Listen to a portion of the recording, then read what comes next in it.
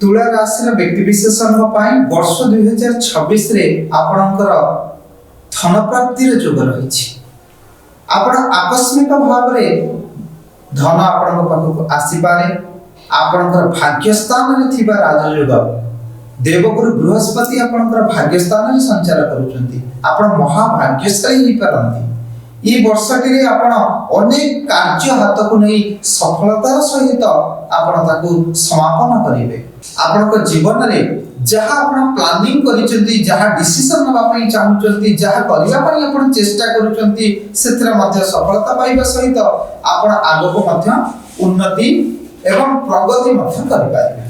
जदि वर्षर आरंभ रु हमें विचार करिबा, मंगल उच्चस्थ अछंती, मंगल भल स्थिति रे अछंती, आपनको व्यवसाय अत्यंत उच्च कोटि रे रहिबो एवं समृद्धशाली रहइबो। वृत्ति क्षेत्र रे किछि समस्या आसी पारे, कारण वृत्ति स्थान रे आपनकर बृहस्पति संचार मध्य होबाक जाउची। बृहस्पति जेतले उच्च राशि को आसी थांती समस्या दे थांती।